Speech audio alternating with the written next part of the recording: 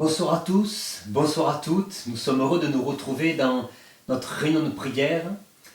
Et ce soir, j'aimerais vous proposer de faire rentrer dans notre cercle d'intimité, avec nous dans ce temps, la personne de Charles Finet. Ce personnage extraordinaire, bien connu du monde religieux évangélique.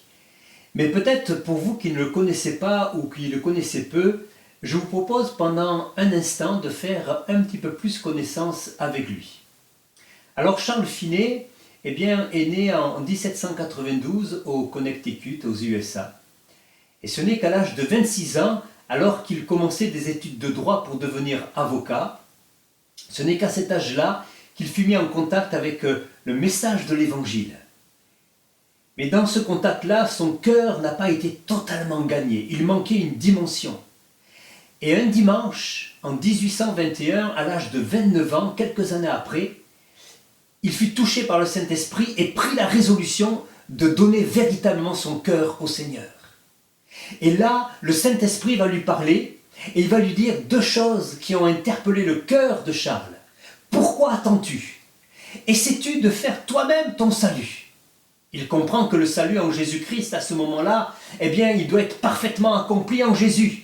Et qu'il ne s'agit que de l'accepter en renonçant à tout péché. À cet appel, Charles va dire ceci: « Je l'accepterai aujourd'hui même, ou je mourrai à la peine. » Il va s'en suivre une extraordinaire expérience de conversion, qui va le plonger dans une paix qu'il ne connaissait pas jusqu'alors. Et de son cœur, désormais, va naître un amour profond pour les âmes, un amour profond pour les églises, un amour profond pour les hommes et les femmes qui fréquentent les églises de son époque.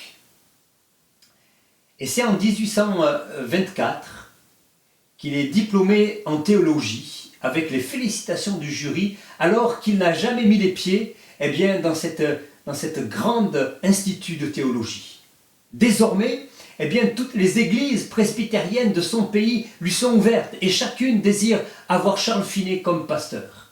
Alors on va lui confier une congrégation dans la ville d'Evansville, mais après un mois de prédication intense, il va dire ceci, et je cite dans son livre Les réveils religieux, il va dire ceci: « Ces auditeurs sont toujours ou des chrétiens déchus ou des inconvertis. » Charles ne peut pas poursuivre ainsi, dans l'espoir, comme il dit encore dans ce livre, dans l'espoir que les fruits invisibles dans l'économie présente soient manifestés dans l'autre monde. Cela est impossible pour lui. Il décide donc de rassembler les membres de sa congrégation, de rassembler le troupeau, il va leur parler, il va aller sans détour, et suite à ces échanges qu'il y a avec son troupeau, il va conclure ces instants en disant ceci: « Maintenant, il m'importe de savoir ce que vous pensez. Je demande que se lèvent tous ceux d'entre vous qui ont résolu de devenir chrétiens et de s'engager à faire immédiatement la paix avec Dieu, mais qu'au contraire, vous qui entendez demeurer dans votre situation actuelle et ne pas accepter Jésus-Christ, alors restez assis. » Pas un homme, pas une femme ne se leva. Mais la congrégation fut sous le choc et outrée de la manière dont leur pasteur, leur propre pasteur, a osé leur parler. Désormais, ce fut la guerre. Chaque membre ne manifesta que colère. Chaque membre ne manifesta que menace à l'encontre de Charles et bien d'autres choses peu avouables à leur rencontre. De l'homme de Dieu va se produire.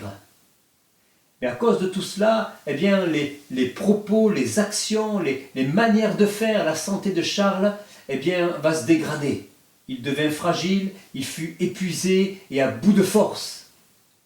Mais cet homme plein de ressources, et devant ce constat, va décider de passer du temps dans le jeûne et dans la prière. Et là, le Saint-Esprit va rétablir Charles. Une vigueur nouvelle lui fut accordée. Et en l'espace de 6 mois, 2 nouvelles églises vont s'implanter à Evansville. Ces églises qui sont composées presque exclusivement de nouvelles personnes, de nouveaux convertis. Sa prédication et l'action du Saint-Esprit agiront avec force et puissance, tellement avec puissance que aux alentours d'autres villes vont connaître un réveil. Le mot miracle est dans la bouche de tous ceux et de toutes celles qui voient cela.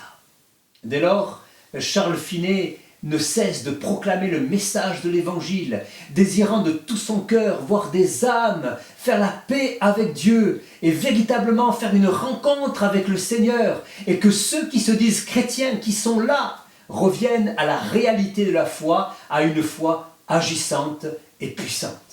Pour Charles, le réveil n'est pas un miracle, mais une action ordinaire chez le chrétien, dans sa remise en question de sa propre marche, dans sa marche personnelle, une remise en question de sa vie personnelle. Et il dit ceci, il y a 2 sortes de moyens nécessaires pour produire un réveil dans le cœur.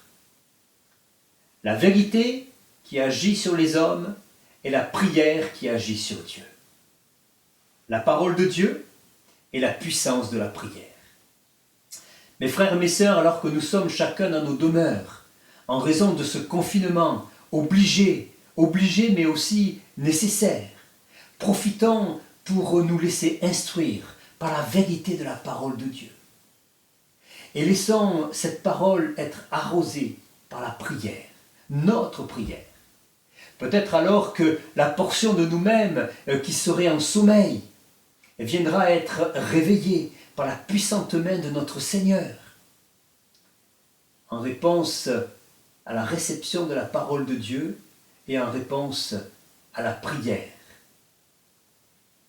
Que l'action du Saint-Esprit soit sur nous et que par le Saint-Esprit, par la prière de la foi adressée au Père Tout-Puissant, Dieu vienne agir dans nos cœurs et dans nos vies. Et que peut-être la part de nous-mêmes qui serait comme encore endormie et qui aurait besoin d'être éveillée, que cette parole de Dieu et que la prière, notre prière, adressée au Saint-Esprit, vienne raviver, ranimer notre foi et nous donner à nouveau la vigueur à notre âme. Je vous propose un instant de prier, s'il vous plaît. Seigneur, merci pour ta grâce. Merci pour tes soins. Merci pour ta bienveillance à notre égard. Merci pour ta parole qui nous fait du bien. Et merci pour la prière qui nous rapproche de toi. Seigneur, ce soir, nous voulons être honnêtes avec toi. Et peut-être que la part de notre âme, la part de notre cœur qui n'est pas encore réveillée ou qui s'est endormie, puisse être ce soir réveillée par ton esprit, animée par ta parole. Seigneur, c'est là notre prière ce soir. Viens au secours de notre âme et viens nous réveiller, Seigneur, si nous sommes endormis.